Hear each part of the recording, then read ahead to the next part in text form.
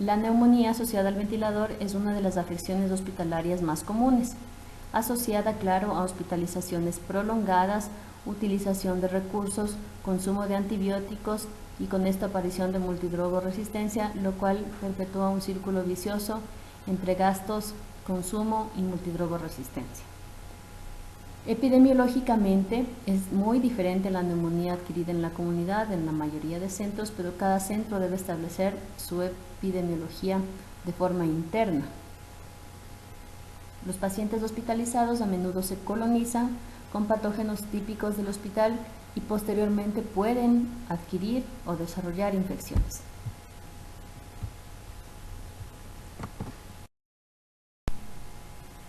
En este gráfico podemos apreciar la tasa de incidencia de neumonía asociada al ventilador por 1000 días ventilador en el Hospital Eugenio Espejo entre los años 2018 y 2019.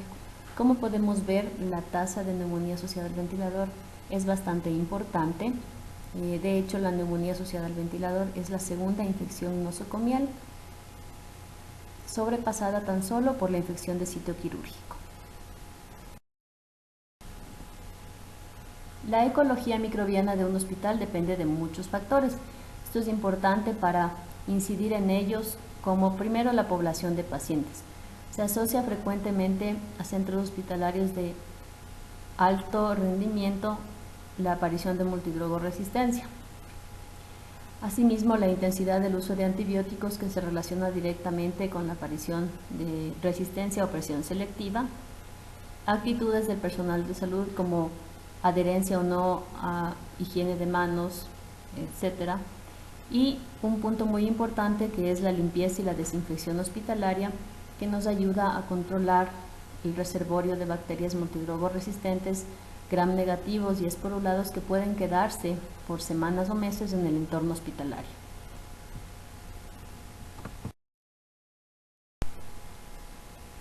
Vamos a evaluar el siguiente caso. Se trata de una mujer de 65 años que presenta falla cardíaca congestiva. Secundario a esto desarrolla falla respiratoria que requiere ventilación mecánica y presenta insuficiencia renal, por lo cual ingresa directamente a terapia intensiva. En su cuarto día de hospitalización desarrolla fiebre de 38.7 grados, incrementa su requerimiento de oxígeno y la enfermera comunica que tiene más requisitos de succión. Se auscultan roncos difusos y en la radiografía de tórax se evidencia un nuevo infiltrado en el lóbulo pulmonar derecho. Ha incrementado su cantidad de leucocitos hasta 15.000 de una previa biometría de 9.000.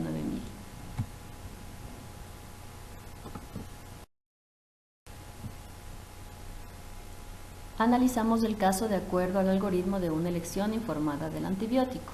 Primero, ¿cuál es la severidad del caso clínico?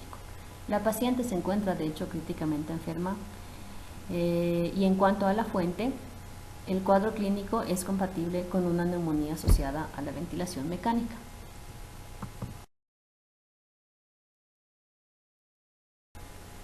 El síndrome infeccioso de neumonía asociada a la ventilación mecánica está definido por varios criterios, todos ellos conocidos, la mayoría de ellos clínicos. Los pacientes, para ser diagnosticados de una infección de este tipo, requieren tener cambios o incremento en la expectoración, nuevas secreciones, empeoramiento de disnea o taquipnea, alteraciones en la auscultación respiratoria o incremento de los requerimientos de oxígeno acompañados de fiebre, leucopenia o leucocitosis o alteración del estado de conciencia dependiendo de la edad del paciente, más una imagen que corrobore que tiene infiltrados nuevos o consolidaciones o cavitaciones nuevas. Por lo tanto, esta paciente cumple los criterios de una neumonía asociada al ventilador. Ese es el síndrome infeccioso.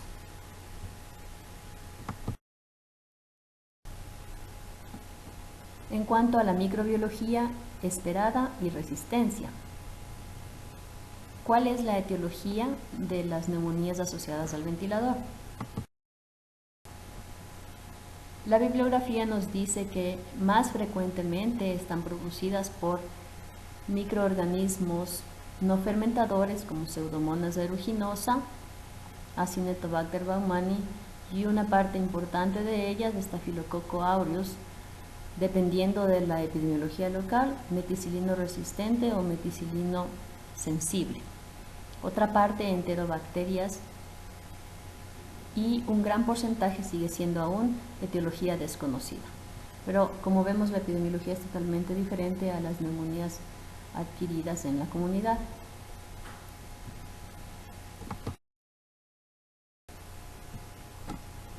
Por lo tanto, si la epidemiología local de mi centro no es extremadamente diferente a lo que la bibliografía nos indica, yo pensaré que los gérmenes que debo cubrir son enterobacterias acompañado de pseudomonas y estafilococo aureus.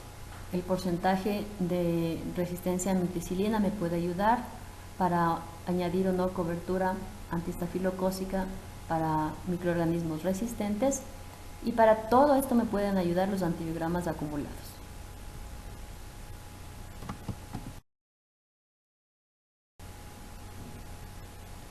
Otra forma de evaluar la posible resistencia son los factores de riesgo ya determinados en varias guías y por muchos autores, por ejemplo, el uso de antibióticos dentro de los últimos 90 días o que el paciente se presente grave con choque séptico, que tenga síndrome de distrés respiratorio en el momento de la presentación y tenga terapia de reemplazo renal. Para pensar en estafilococo aureus meticilino resistente, debo guiarme de la prevalencia de estafilococo en el hospital. Si es mayor del 10 al 20%, es probable que requiera cobertura con antiestafilocócicos resistentes. Si es que ha habido colonización o infección previa por estafilococo aureus meticilino resistente en el paciente o ha utilizado previamente antibióticos.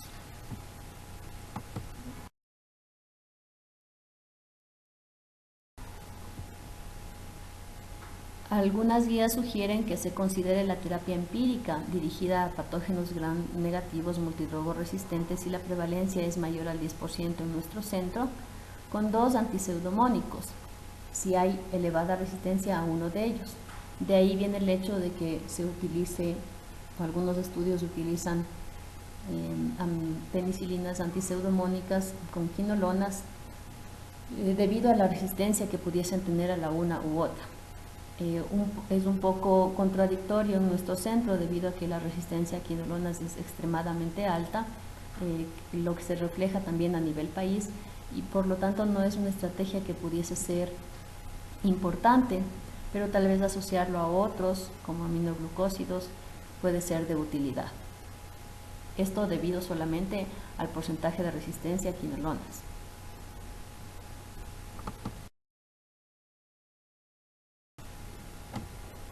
Esta es la microbiología de las neumonías asociadas al ventilador hasta el 2019 por año. Claro, en los últimos 2 años ha habido un incremento en todos los centros de multidrogo resistencia y neumonías asociadas al ventilador que hay que analizarlos en el contexto del COVID, pero al menos hasta el 2019 podemos revisar que un 30% de las neumonías asociadas al ventilador eran producidas por bacilos gram negativos pansensibles, el 1% por Streptococcus pneumoniae, Moraxella y Haemophilus, es decir, muy baja frecuencia, sobre todo en las neumonías tempranas, el 8% por no fermentadores multidrogos resistentes y un 33% producidas por Staphylococcus aureus. De ellos, el 27% era Staphylococcus aureus meticilino sensible y un 6% meticilino resistente. Un 14% era producido por enterobacterias resistentes a carbapenémicos. Por lo tanto, de acuerdo a esta posible epidemiología local, en nuestro centro pudiese no ser conveniente el uso de antiestafilocócicos para cobertura de resistencia, debido a que no es una frecuencia elevadamente, de forma alta, no es una frecuencia importante que sobrepase el 10-20%, pero sí debemos preocuparnos de los gram negativos y la resistencia, y pudiese ser una estrategia utilizar 2 antipseudomónicos para evitar el no tener cobertura en los días de tratamiento empírico, con la consideración de la resistencia elevada a quinolonas.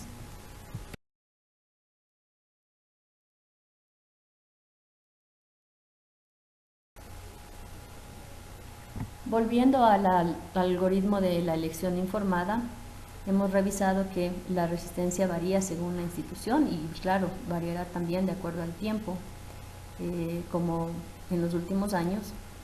Y después de evaluar ya que la paciente necesita empezar un tratamiento empírico pronto por la severidad, por ser críticamente enferma, una vez que hemos evaluado el síndrome infeccioso como neumonía asociada al ventilador y hemos definido cuáles son los posibles agentes, no son diferentes a los que dice la bibliografía en nuestro centro y varían en resistencia.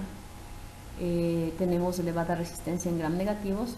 Vamos a definir los factores del paciente. En este caso, la dosificación en la medicación en terapia intensiva puede ser desafiante por todas las consideraciones farmacocinéticas y farmacodinámicas, más en esta paciente que tiene falla cardíaca, los volúmenes de distribución son distintos, puede tener desnutrición por su edad y varias otras consideraciones que nos llevan a tomar decisiones. Claro, la paciente va a utilizar el esquema antibiótico y vamos a apresurarnos a tomar cultivos, que en este caso, debido a que la paciente tiene neumonía asociada al ventilador, serán dos. El cultivo de secreción traqueal, por la facilidad que tenemos, un cultivo respiratorio idealmente, preferiríamos obviamente realizado por procedimientos, pero sabemos que eso es un poco invasivo, y hemocultivos. Al menos un set, idealmente 2 sets. Sabemos que recuperar más sangre es mejor para la recuperación microbiológica. Y una vez tomados los cultivos, pasamos a administrar el antibiótico. No consideramos necesario tomar otro tipo de cultivos en esta paciente porque claramente se ha definido en ella un síndrome infeccioso que es respiratorio.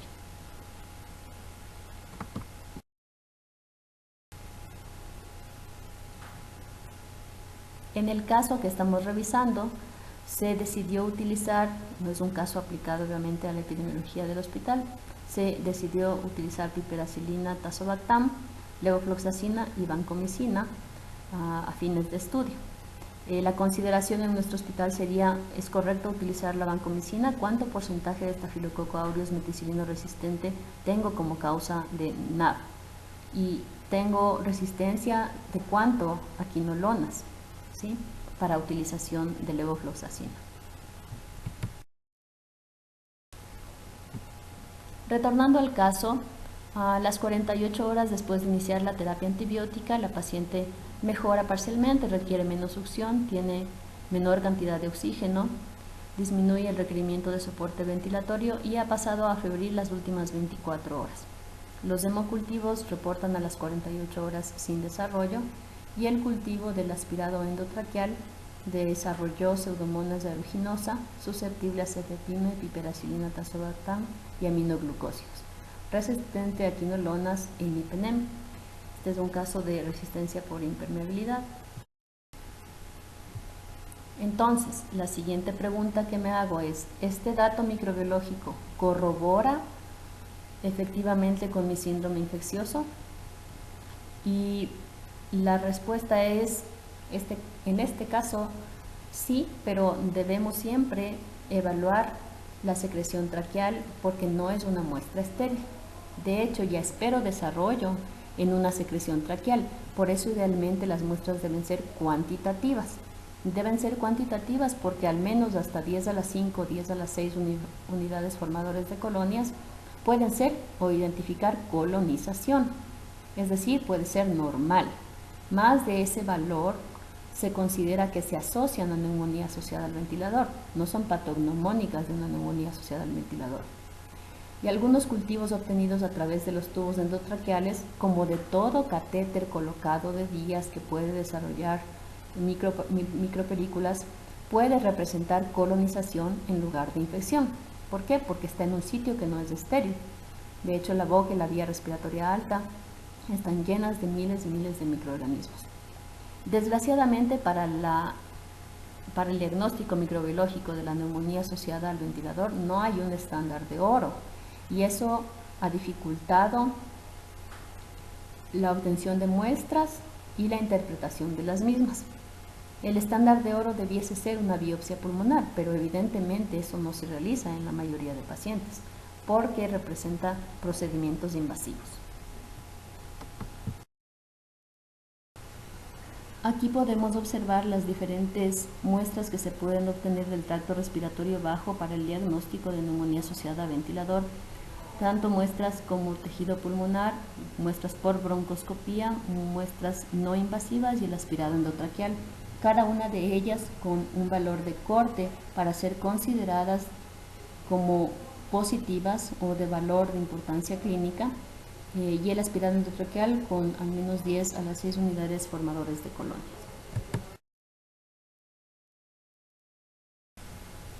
Sobre el aspirado endotraqueal debemos decir también que el análisis en el laboratorio es desafiante. Como sabemos, no es el estándar de oro y en muchos casos el GRAM no se corrobora con el aislamiento microbiológico. Podemos tener muestras que pueden ser potencialmente importantes de acuerdo al GRAM en el que no hay desarrollo bacteriano y viceversa. Y esto ha determinado que el cultivo cuantitativo del aspirado tenga una sensibilidad y una especificidad muy variable para el diagnóstico y puede ser muy baja. Un GRAM con ausencia de células inflamatorias y un cultivo con ausencia de desarrollo de bacterias patógenas sí tiene un elevado valor predictivo negativo para el diagnóstico de NAP. Y aunque es probable que los aspirados endotraqueales contengan el verdadero patógeno, también producen consistentemente más mezclas de especies bacterianas comparadas con las muestras por técnicas broncoscópicas, y esto puede llevar a uso excesivo de antibióticos. Sin contar con el hecho que ya se ha mencionado que los tubos endotraqueales pudiesen estar colonizados.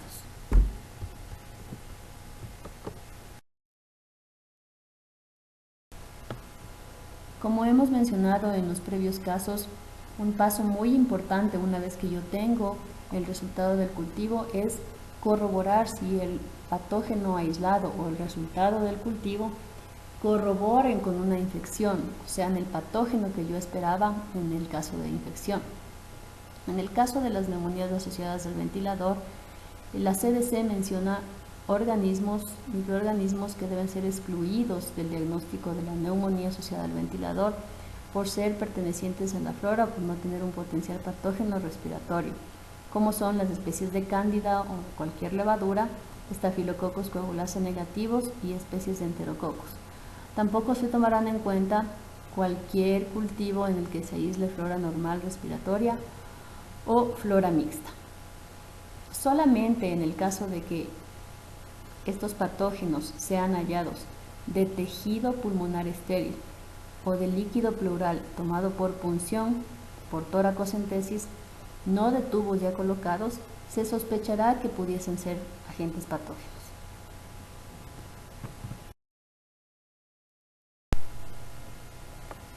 Siguiendo con la revisión del caso, una vez que tenemos el resultado del cultivo, debemos corroborar el agente. En este caso, una Pseudomonas aeruginosa es potencialmente una de las causas más frecuentes de neumonía asociada al ventilador, por lo tanto es el agente causal.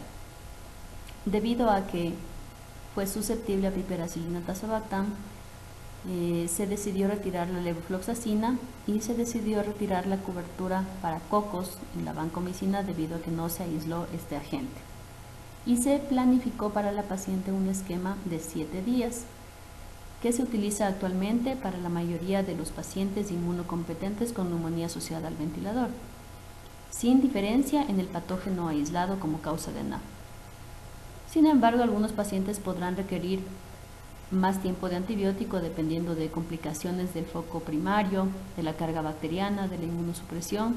Incluso otros podrían requerir menos, de acuerdo a algunos estudios en el que se evalúan esquemas ultracortos en pacientes que tienen pocos requerimientos de oxígeno. Algunos otros utilizan biomarcadores como la procalcitonina y la PCR para evaluar el retiro o continuación de antibióticos.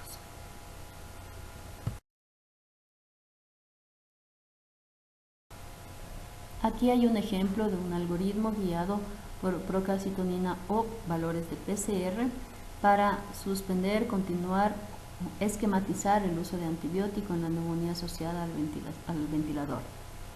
Si bien estos algoritmos pueden no ser aplicables en todos los pacientes, en todos los medios.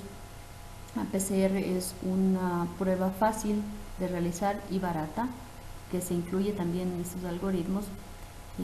No son los mejores algoritmos aplicables en todo el mundo. Probablemente las valoraciones clínicas son más importantes, sea cual sea el algoritmo que utilicemos, sea clínico o guiado en biomarcadores. La idea es acortar los tratamientos antibióticos.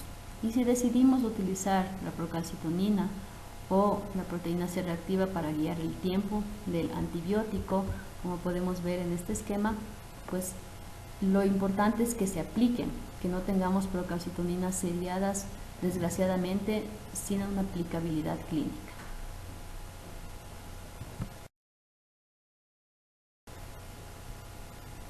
Un punto muy importante en la neumonía asociada al ventilador son la aplicación de los paquetes de prevención. Probablemente muchos hemos escuchado al respecto y algunos tenemos implementados en nuestros centros de salud.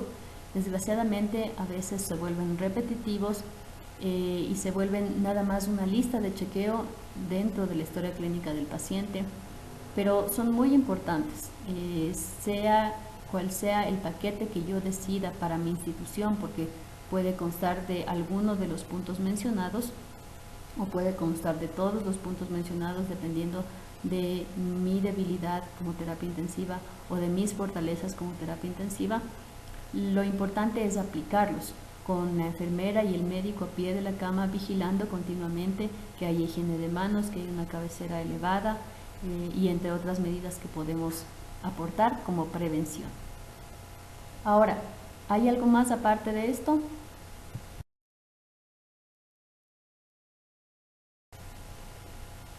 Hay que volver y recalcar en la limpieza y la desinfección.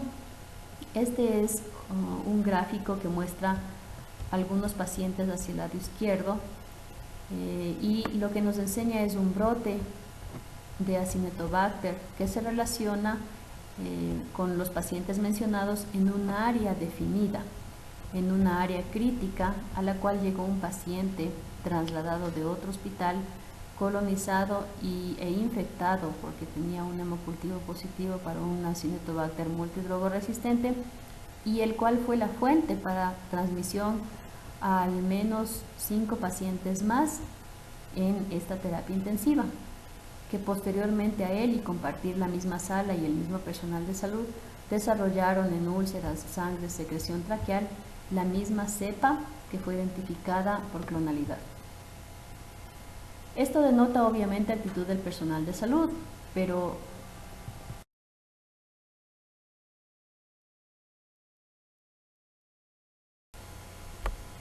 es muy importante recalcar que el medio también debe estar limpio.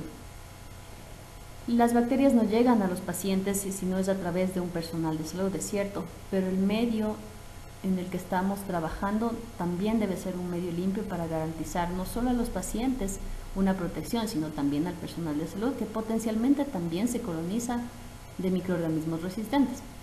Entonces, al hacer el estudio de este brote, se observó en varias superficies, como maquinaria de rayos X, celulares de personal de enfermería, teclado del electrocardiograma que se utilizaba para pacientes, teclados de computadoras y máquinas de revelado, especies de enterobacterias que usualmente viven en el tracto digestivo. Y el Acinetobacter baumannii multidrogoresistente causante del brote se observó en monitores de camas, teclados de computadoras, tablas de bitácora. Esto no es algo novedoso, ¿no? Pero nos pone a pensar en el potencial de la limpieza y la desinfección en la prevención de las infecciones en la terapia intensiva y en cualquier medio hospitalario.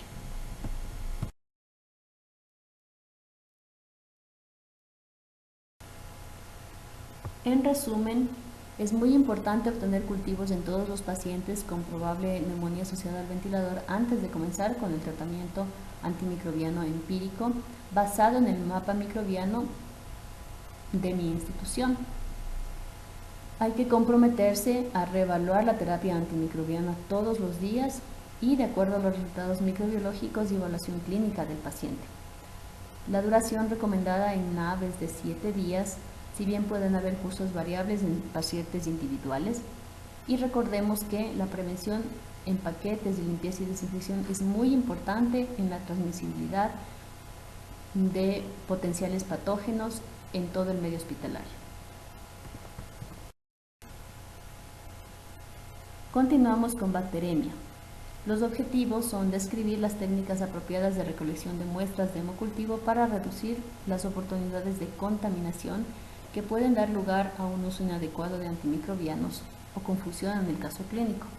Revisar la proscripción apropiada de antibióticos en pacientes con sospecha de infecciones del torrente sanguíneo y demostrar oportunidades de colaboración con los servicios de microbiología y diagnóstico que conduzcan a un uso más apropiado de antimicrobianos.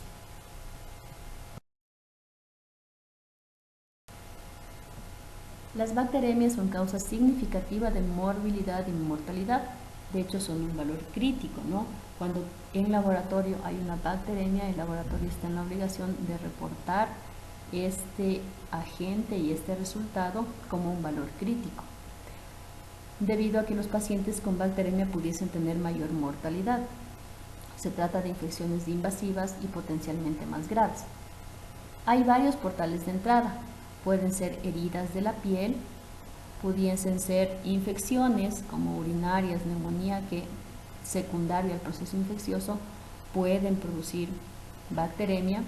El tracto digestivo, por ejemplo, en pacientes inmunosuprimidos, con neutropenia, con mucositis, pueden ser un tracto de entrada. Y pueden ser primarias, producidas a través de catéteres. Es muy importante la toma de hemocultivos, porque si bien hemos mencionado que las muestras biológicas de líquidos estériles potencialmente, si tienen un microorganismo, este es patógeno, también se pueden contaminar. En este caso, la toma de la muestra es muy importante para evitar la contaminación, debido a que la contaminación en el laboratorio de un hemocultivo es absolutamente improbable debido al procesamiento del cultivo. Es muy importante la colaboración entre el laboratorio y los médicos en el reporte que les mencionaba del cultivo, al ser un valor crítico y para orientar el tratamiento antibiótico, y ayuda obviamente al uso apropiado de antimicrobianos, el que se defina si este es un patógeno o no.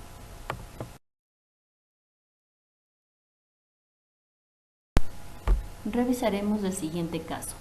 Se trata de una mujer de 25 años con antecedente de esplenectomía con trauma hace ya varios años. Acude a emergencia con desorientación, temperatura de 39.5 grados, frecuencia cardíaca de 122, tensión arterial de 90-60, 28 respiraciones por minuto, satura 89% el ambiente con dolor pleurítico. El acompañante refiere que la ha escuchado toser en los últimos días, después de una fiesta que tuvieron la semana pasada donde hubo posibles enfermos que también tenían tos.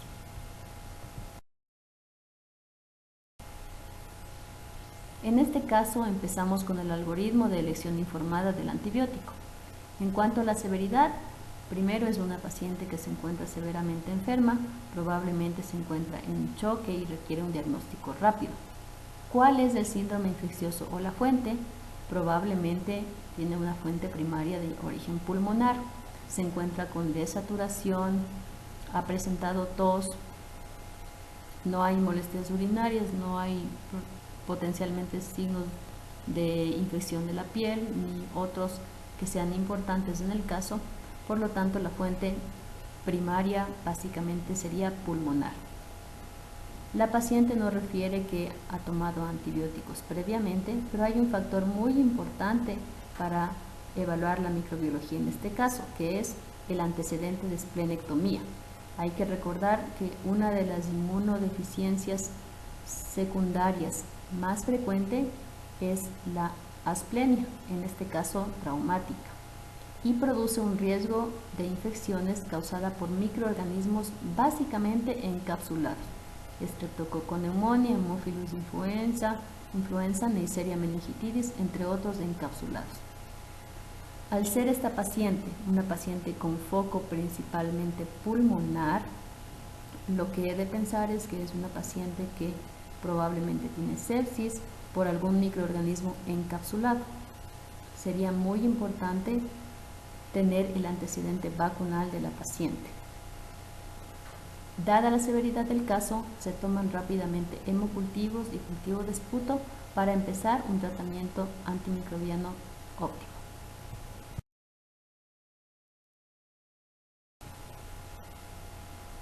Dado que había severidad, se tomaron cultivos, el síndrome infeccioso fue pulmonar, los agentes potencialmente patógenos de una neumonía adquirida en la comunidad son Streptococcus pneumoniae, Haemophilus influenza, Moraxella catarrhalis, y la paciente tiene un factor de riesgo importantísimo para estos microorganismos, sin antecedentes de resistencia.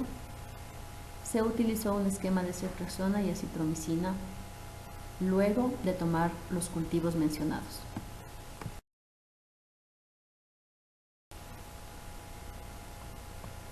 En cuanto al diagnóstico de laboratorio, los hemocultivos establecen si hay o no una infección invasiva. Sabemos que la paciente tiene una infección pulmonar, pero si es que hay además compromiso en sangre, se define una infección invasiva.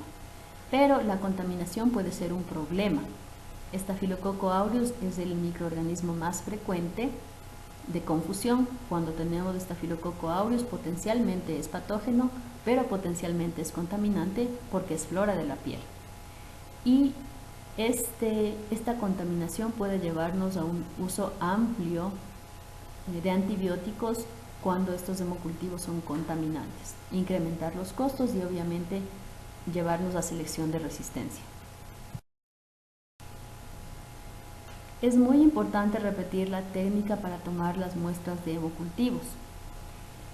A veces parece redundante, pero es excesivamente importante verificar la identidad del paciente, verificar el sitio de la toma, si va a ser de un catéter cuando yo sospecho, única y exclusivamente cuando yo sospecho de bacteremia relacionada a catéter central, o si va a ser periférica, si tiene la indicación adecuada, si el paciente tiene un síndrome infeccioso, en qué tiempo vamos a tomar 2 sets separados en al menos 1 hora, 20 minutos, o vamos a tomar 2 sets a la vez en el paciente. Y si es que hay instrucciones especiales, si usted requiere aislar un patógeno especial, sospecha de un patógeno especial que tiene requerimientos especiales, es muy importante que comunique al laboratorio. Brucela, por ejemplo. Si yo sospechara en un paciente con brucelosis, debiese comunicar al laboratorio para que el cultivo sea observado por más tiempo del esperado usualmente para los otros patógenos. Si yo tuviera sospecha de una micosis, por ejemplo, que debo vigilar o quiero diagnosticar en sangre, debo comunicar al laboratorio para que idealmente sea un medio de cultivo para hongos o intracelulares en el que yo inocule la muestra, o de igual forma se evalúa ese hemocultivo por más semanas de las que usualmente se evalúan para los agentes bacterianos comunes. Es importantísimo que todas las muestras que se toman de sitios estériles deben tener todavía precauciones de esterilidad para la toma de muestra. Y la higiene de manos en el caso de las tomas de líquidos estériles no puede faltar de forma adecuada. Los pasos a seguir van a depender de cada procedimiento instaurado en cada institución, pero a breves rasgos se utilizan técnicas asépticas, se utiliza la higiene de manos, se desinfecta el área de la piel, puede desinfectarse con alcohol. Si yo aplico alcohol, debo esperar 30 segundos para su efecto. Si yo aplico clorhexidina o clorhexidina alcohólica, debo esperar al menos 2 minutos para realizar la venopunción.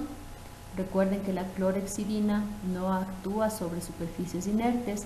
Si yo voy a tomar un cultivo de un catéter únicamente en sospecha de bacteremia relacionada a catéter, debo desinfectarlo con exclusivamente alcohol. Otra precaución es cuando yo tomo la muestra del catéter central, absorber y desechar los 2 primeros centímetros que pueden potencialmente llevar contaminantes del catéter. Al inocular la muestra en las botellas, debo tener la precaución de limpiar los capuchones de las botellas, como es un material inerte, con alcohol y esperar los 30 segundos. Evitar colocar de una sola toma, inocular los frascos, varios frascos de una sola toma. Siempre un frasco debe corresponder a un sitio de toma, y mientras más hemocultivos se tomen, porque tenemos más cantidad de sangre, va a recuperarse o tiene la posibilidad de recuperar de forma mayor el agente bacteriano.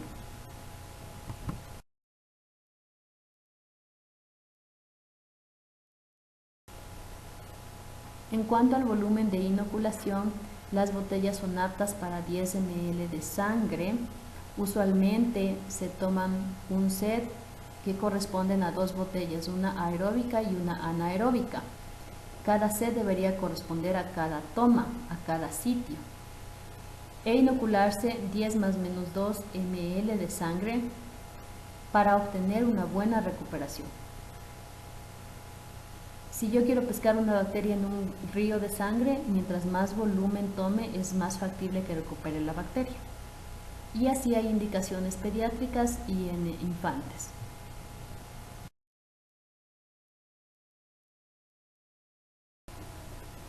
¿Cómo podemos optimizar los hemocultivos? Los hemocultivos son muestras sumamente importantes que nos pueden dar el diagnóstico microbiológico del paciente. Pero debemos evitar los cultivos de vigilancia y rutinarios. Solamente se deben realizar en pacientes con síndromes infecciosos y síndromes infecciosos que tengan recuperación probablemente bacteriana alta, o en pacientes que se encuentren hospitalizados por un síndrome infeccioso. Hay que evitar la toma de muestras de la línea intravascular por varias razones. Primero, potencialmente pueden colonizarse sin significar una infección. En segundo lugar, mientras yo más manipulo las líneas intravasculares, hay mayor potencial de contaminación. Y debemos recoger varios sets de hemocultivos cuando un paciente tiene un síndrome infeccioso. Mientras más cantidad de sangre tenemos, mayor es la recuperación microbiológica. Y al referirme a mayor cantidad de sangre me refiero a mayor número de frascos, porque podemos inocular en los frascos hasta 10 ml. Debemos cumplir con los protocolos de toma de muestra y más que cumplir, concienciar que los diferentes antisépticos para piel tienen diferente tiempo de acción y debemos aplicarlos de forma correcta, y debemos capacitar a nuestro personal que tome hemocultivos para tener un óptimo desarrollo bacteriano o una adecuada toma de estas muestras.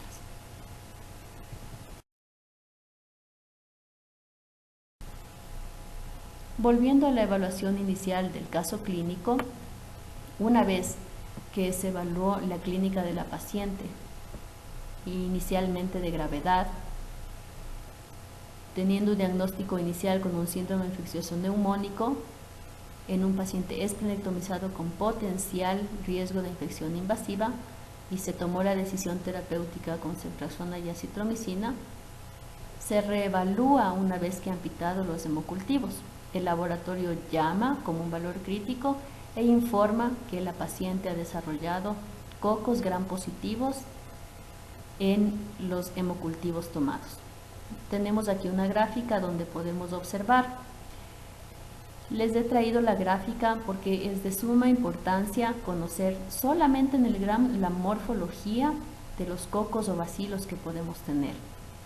En este caso podemos observar cocos que se encuentran en cadenas, algunos en duplas, como podemos observar, y que si ustedes se fijan tienen un borde más claro que denota la cápsula de los diplococos.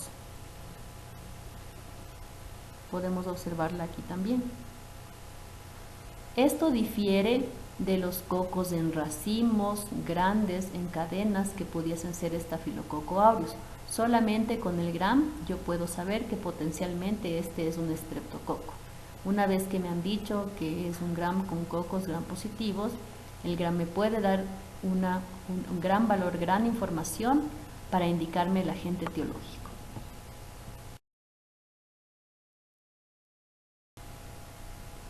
Ahora, una vez que el laboratorio identifica un cultivo con un agente patógeno, yo debo preguntarme si es un patógeno realmente o es una contaminación, para evitar el uso de antimicrobianos innecesarios. Usualmente debo asumir que los agentes aislados como Staphylococcus aureus, especies de estreptococo del grupo B, alfa hemolíticos, entre otros estreptococos, enterobacterias y especies de cándida nunca son contaminación.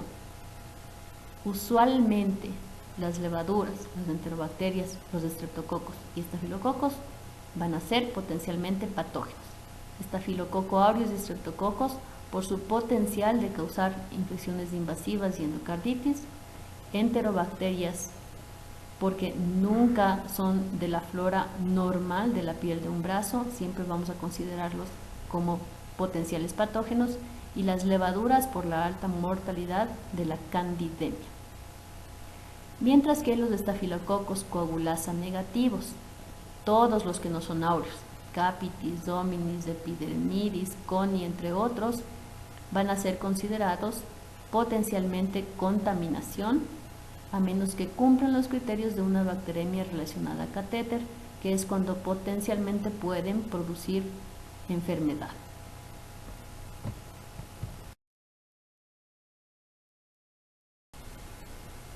¿Cómo diagnostico una bacteremia relacionada al catéter? Lo primero es definir el síndrome infeccioso. En el caso de pacientes críticos que se encuentran con catéteres centrales y que no tienen empeoramiento respiratorio y que no tienen secreciones, mayor requerimiento de oxígeno, están destetándoles del ventilador y se encuentran bien en la parte respiratoria, por lo tanto ese no es el foco, no tienen flebitis, no tienen síntomas urinarios si es que no tienen sonda, o el hemo no tiene alteraciones y hay una baja probabilidad de infección urinaria, no tiene signos del sistema nervioso central. Lo único probablemente que pudiese pasar es que tuviese una bacteremia relacionada al catéter. Más aún si tiene bordes eritematosos o secreción en el sitio de entrada, o si hay otros factores de riesgo asociados. En este caso, lo ideal es obtener cultivos pareados porque la indicación es sospecha de infección relacionada al catéter. Solo en este caso tomaré hemocultivos de los lúmenes del catéter. La indicación es tomar de cada lumen. Si el catéter tiene 3 lúmenes, hay que tomar de los 3 lúmenes. Cada uno tiene que estar etiquetado indicando cuál es el lumen del cual yo tomé la muestra. Y a la par, en el mismo momento, debo tomar un hemocultivo de la vía periférica. Mientras más sangre y más volumen, es mayor la recuperación. En otros centros se toman por set, un set de cada sitio, un set aeróbico y anaeróbico de un lumen, de otro lumen, un set aeróbico y un anaeróbico de la vía periférica. Es decir, muchos frascos para mejorar el rendimiento. Pero si tomamos al menos el set completo, tanto del catéter de todos los lúmenes como de la vía periférica, a la par, y los identificamos adecuadamente con el volumen de cantidad necesario, al menos 10 ml, podemos llegar de forma adecuada al diagnóstico. ¿Qué debemos esperar? Que al menos el hemocultivo central pite o se identifique primero que el hemocultivo periférico. ¿Por qué? Porque hay mayor carga bacteriana en la fuente de infección, que es el catéter. Este tiempo de positividad debe ser al menos de 120 minutos o 2 horas.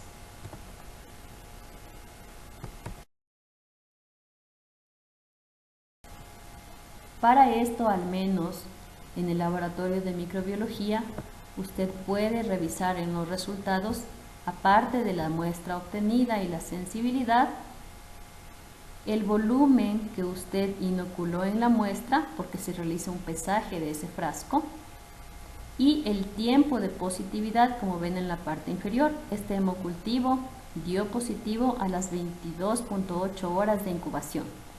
Si este hemocultivo de sangre de brazo izquierdo viniese pareado con uno que diga catéter central y me indica que el tiempo de positividad del de la vía central fue a la hora 10, hay un gran diferencial entre las 10 horas y las 22.8 horas. Es de suma importancia que el laboratorio de microbiología nos indique el tiempo de positividad.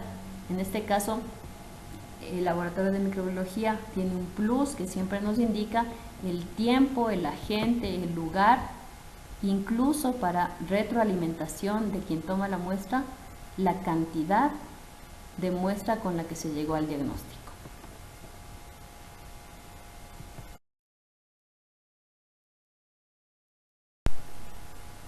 En cuanto al tratamiento de las bacteriemias, puede ser muy variable dependiendo de si son primarias o secundarias. En el caso de la paciente, debido a que es una infección invasiva por un agente muy patógeno en una paciente esplenectomizada, se trató la bacteriemia por 10 días, confirmando que la paciente esté asintomática al menos 48 horas después del inicio de antibiótico.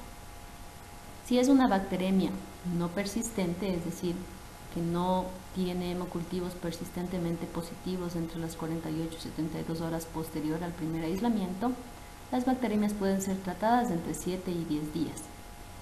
También dependen del foco y del control de la fuente.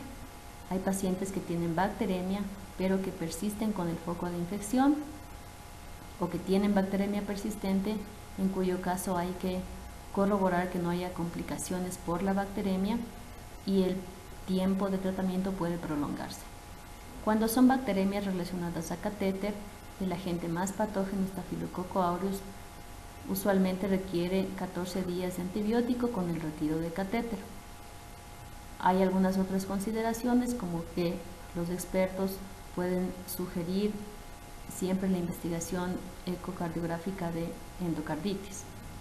La bacteriemia relacionada a catéter por Staphylococcus coagulasa negativos en general se tratan por 7 días sin un requerimiento estricto del retiro del catéter. La bacteriemia relacionada a catéter por Bacillus gram negativos, 7 días con retiro de catéter, y las candidemias relacionadas a catéter todavía se tratan por 14 días desde el primer hemocultivo negativo más el retiro del catéter.